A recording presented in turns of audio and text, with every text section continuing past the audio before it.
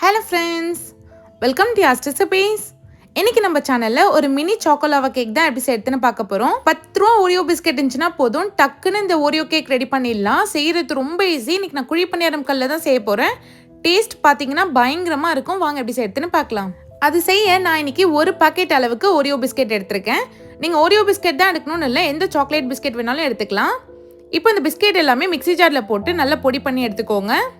Biscuit பாருங்கள், நல்லா இந்த மாதிரி ஃபைன் பவுடராக இருக்கணும். இப்போது இதில் நம்ம பால் சேர்த்துக்கலாம். நான் இன்றைக்கி பச்சை பால் தான் எடுத்திருக்கேன். 1/2 கப் அளவுக்கு பால் சேர்த்துக்கோங்க. பாலோட அளவு மாறலாம், பார்த்துட்டு சேர்த்துக்கலாம். இது கூடவே 1/4 ஸ்பூனுக்கும் கம்மியாக பேக்கிங் சோடா சேர்த்து நல்ல ஒரு விஸ்க் வச்சு மிக்ஸ் பண்ணி விடுங்க. மாவு நல்லா மிக்ஸ் ஆகணும், எந்த கட்டியும் இல்லாமல்.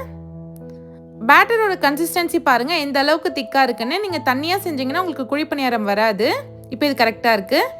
இன்றைக்கி நான் குழி பணியாரம் கல்லில் தான் செய்ய போகிறேன். குழி பணியாரம் கல்லில் 1 ஸ்பூன் நெய் இல்லைனா எண்ணெய் சேர்த்துக்கோங்க. இப்போ நம்ம ரெடி பண்ணி வச்சுருந்தோம் இல்லையா மாவு, அதை பாதி குழி அளவுக்கு மட்டும் ஃபில் பண்ணுங்க, ரொம்ப ஃபுல்லாக ஃபில் பண்ணாதீங்க. இதுக்கு மேலே உங்களோட ஃபேவரட் சாக்லேட் சேர்த்துக்கோங்க. எந்த சாக்லேட் வேணாலும் நீங்கள் சேர்த்துக்கலாம். நான் நட்ஸ் இருக்க சாக்லேட்டாக சேர்த்துருக்கேன். சேர்த்துட்டு மேலேயும் மாவு கொஞ்சமாக ஃபில் பண்ணி விட்டுருங்க.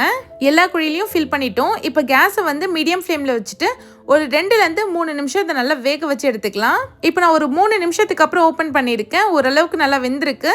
இதை திருப்பி போட்டுட்டு 2 சைடும் நம்ம வேக வச்சு எடுத்துக்கலாம். லைட்டாக இந்த மாதிரி உடஞ்சா பரவாயில்ல, வெந்து வந்ததுக்கப்புறம் கரெக்டாக இருக்கும்.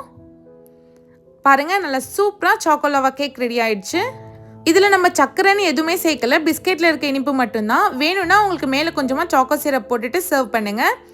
அவ்வளோதான், நல்ல டேஸ்டியான சாக்கோலாவா கேக் ரெடி ஆயிடுச்சு. இதை நீங்களும் கண்டிப்பாக ட்ரை பண்ணிவிட்டு எப்படி இருந்துச்சுன்னு மறக்காமல் கமெண்ட் பண்ணுங்கள். வீடியோ பிடிச்சிருந்தா யாஸ் ரெசிபீஸ் சேனல் சப்ஸ்கிரைப் பண்ணிவிடுங்க. தேங்க்ஸ் ஃபார் வாட்சிங்.